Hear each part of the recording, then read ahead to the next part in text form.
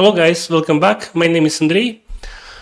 I'm researching large language models, and I'm looking how I could leverage functionality of large language models or LLMs to extract information from different kind of documents, specifically invoices.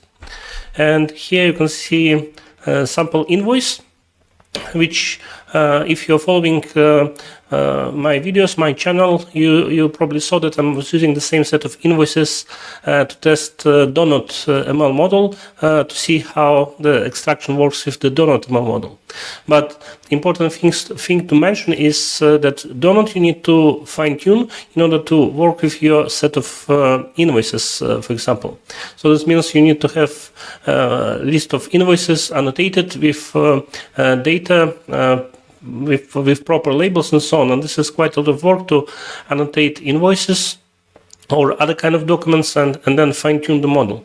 So what is promising about large language models is that you need way less fine-tuning, and you just provide the text data, and LLM can automatically detect relationships between the fields quite well, and this helps to extract the data from the invoices, for example.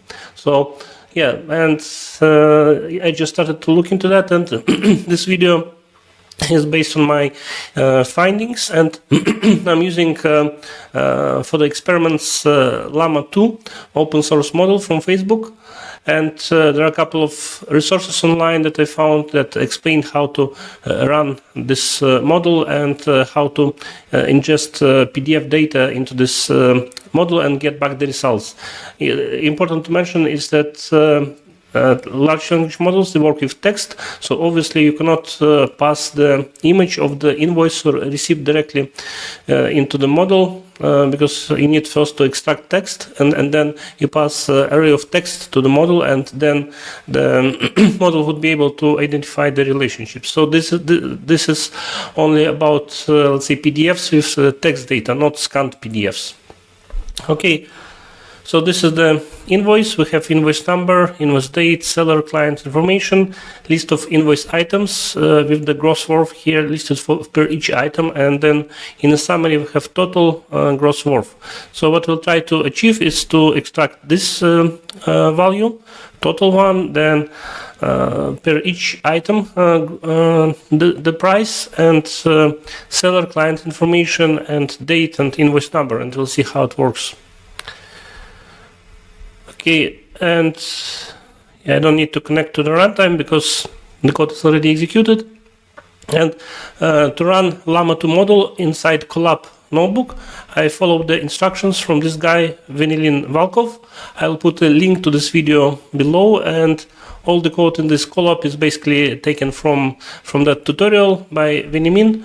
And what I'm doing, I'm just experimenting with different prompts to see how I can extract data from this text data from the PDF. Okay, so if you go very quickly, then in the first step here we set up all the libraries, then we start auto GPT-Q, and this LLama2 model itself is huge, and the story is that there is option to quantize the model to be able to run it on smaller hardware. In this case, I'm using free instance of Colab, free GPU, T4. This is belongs to the free tier, so you can easily reproduce this notebook, and I'll put the URL to this notebook below the video, and you could run it for free. No need to use Colab Pro. And in this case, auto GPT-Q is being used to run these quantized models. There are other options like Llama, CPP, and others, but since this example was following auto GPT-Q, this is what I'm using here. And yeah, we installed some utils for process PDF, and then this example is using LangChain and as a wrapper to interact with LLama2, and LangChain mainly helps to simplify communication with LLama2, but you could work with LLama2 without the LangChain as well if you want to.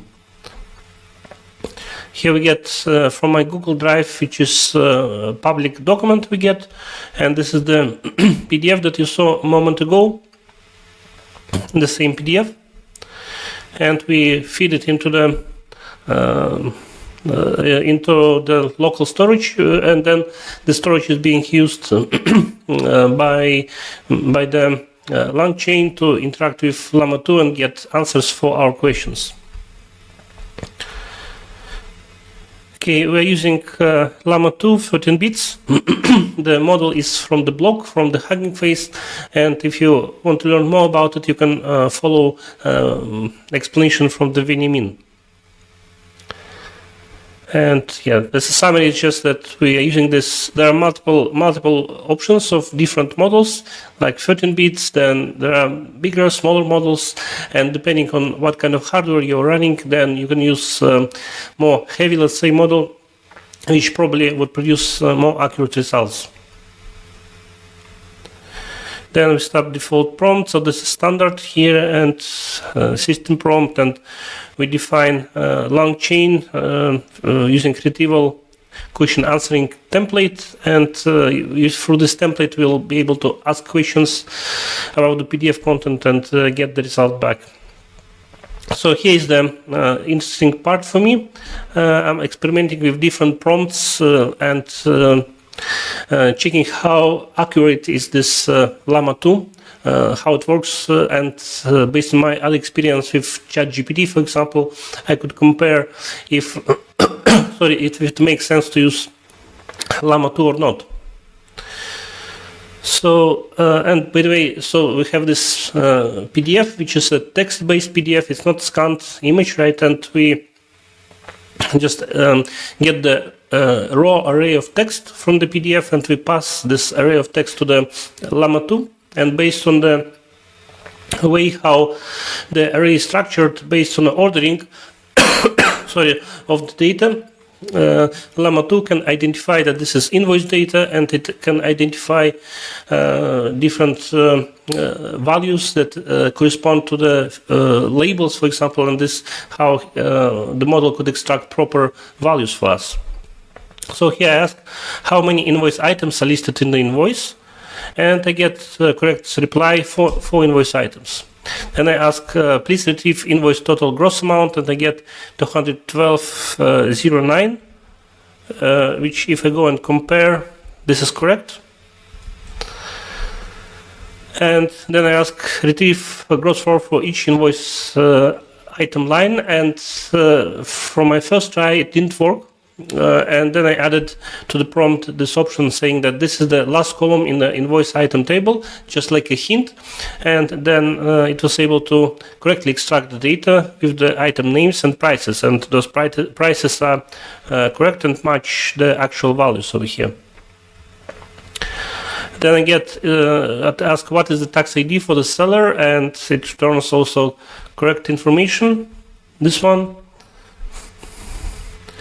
And then I get client info, and it automatically can identify the name, address, and tax ID. Even name, address, and tax ID labels are not available in the original document, but it can identify the address out of the box and tax ID, for example. Then I ask, please retrieve invoice date, and I get the invoice date from the header, and then I also ask to return not just one result, but 2 results in a single call, like invoice date and invoice number.